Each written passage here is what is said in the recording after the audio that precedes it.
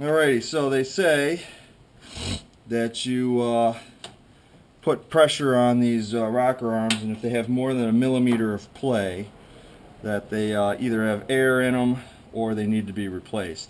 Well, these things have been running quite a bit, so I'm pretty sure that any air that's in them is probably gone at this point. When I move them, I can definitely hear the same ticking noise that I was hearing when it was running.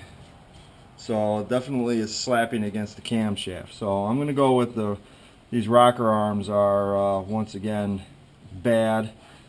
Yeah, this is definitely the Achilles heel of the KA24E engine.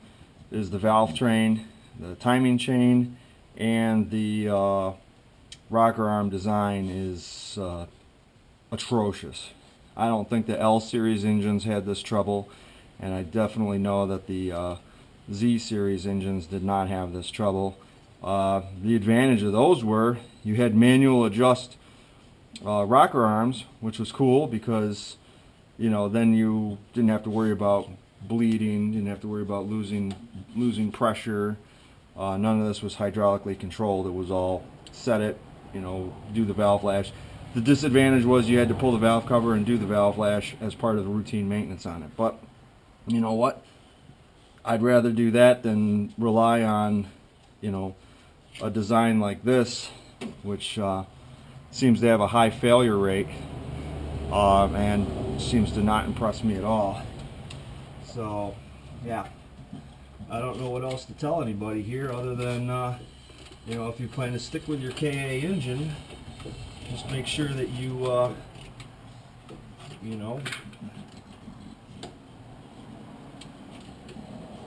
make sure that you keep on top of these rockers, because they are kind of rubbish.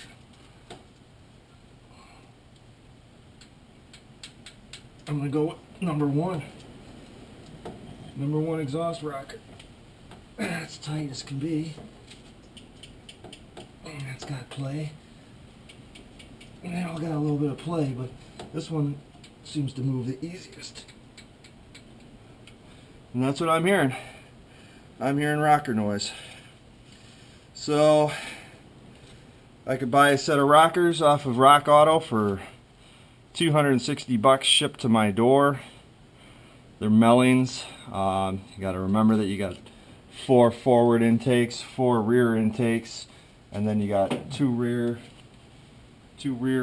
exhausts and 2 forward exhausts. So you want to keep that in mind when you're dealing with this.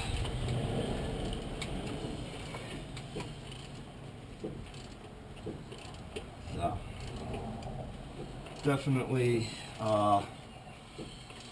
something that, unless I want to down this truck for the rest of the summer while I build that VG engine, I'm kind of going to be forced to do rocker arm work here. So that camshaft lobe is in the total upward position right now. So, hey, stop.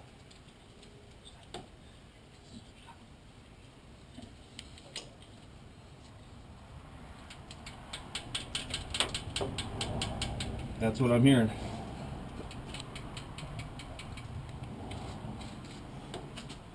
Oh, that's solid. Yeah, so that pretty much sums it up right there. If that's what you're hearing underneath your valve cover, it's going to be this. So I think I'm going to have to strongly consider replacing all these rocker arms, going through the bleed process again.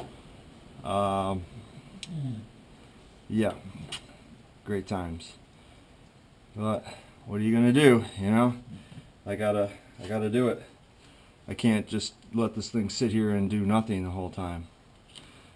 So in the meantime, I'm just gonna throw a t-shirt on top of this drivetrain and cover it. I'm gonna order a valve cover gasket, and actually I'm not even gonna bother. I'm just gonna Well, I don't even know what I'm going to do. I don't know. I feel so defeated with this thing. This thing has just been giving me hell for like the last 2 years, and I thought I'd nip it in the butt.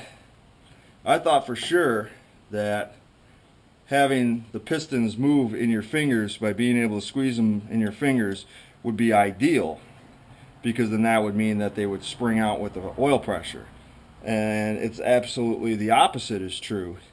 You want to not be able to squeeze them, with light finger pressure. You want to be able to, you have to put your whole body weight on them.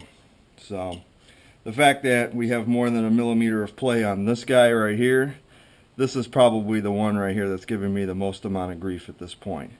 All the other ones are probably just contributing, but overall I think that this is it, because it makes sense with the timing light coinciding with the spark plug wire igniting.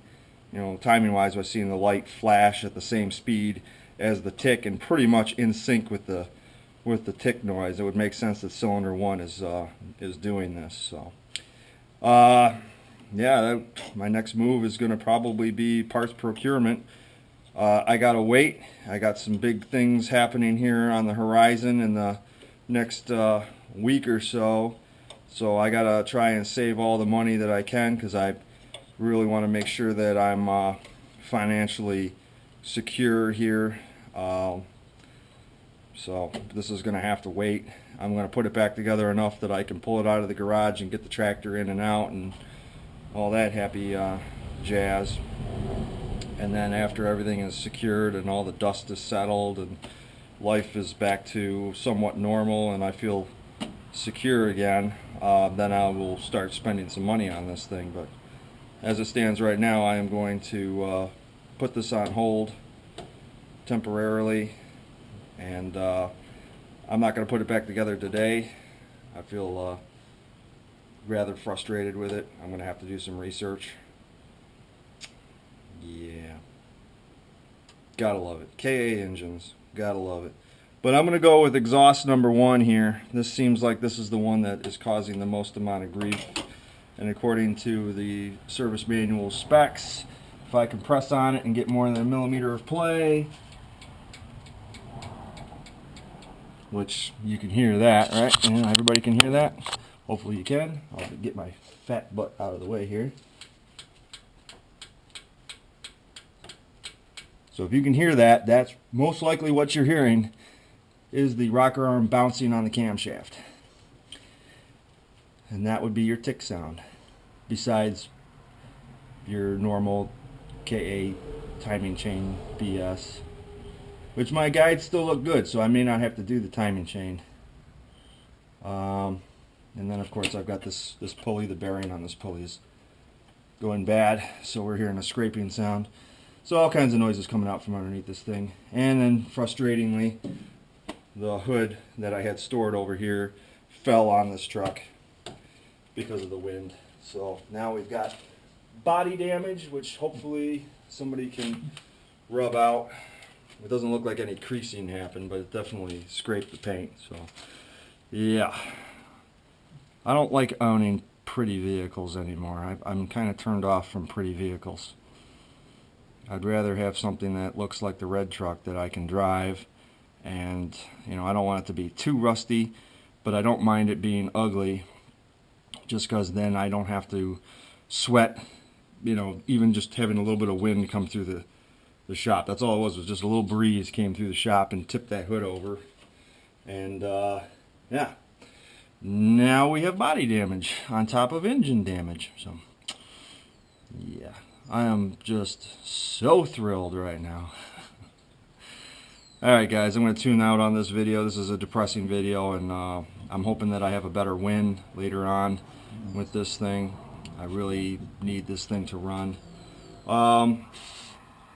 Yeah, so cool. If you have any questions, comments, or any ideas on this thing, just be sure to leave a comment down below. I'll reply to you, or you can email me at nissanrallycrosstruck@gmail.com. And don't forget to check out my Instagram, which is rainmaker_D21. So we'll have more pictures of this thing up, obviously, and you know, just hope for the best. Hope for the best. I was thinking for sure that I might have had a broken valve spring, but it, you know, it makes sense that we have low vacuum here. It makes sense that we have low vacuum because of some of these rocker arms. It's got to be. You know, we're sitting at like anywhere between 19 to 20 inches of mercury, which normally this truck puts out 21 to 22. It's a strong motor when it's running good, but it seems to be that we're having some major headaches here right now. And if this doesn't clear it up, if I put rockers in it and this doesn't clear it up, then obviously I'm going to just pull this motor and just drop it in the lake, because I've had enough of it. It really is, it's bad. Poor design, but we won't get into that. Let me know what your thoughts are. Have a great day, guys. Bye.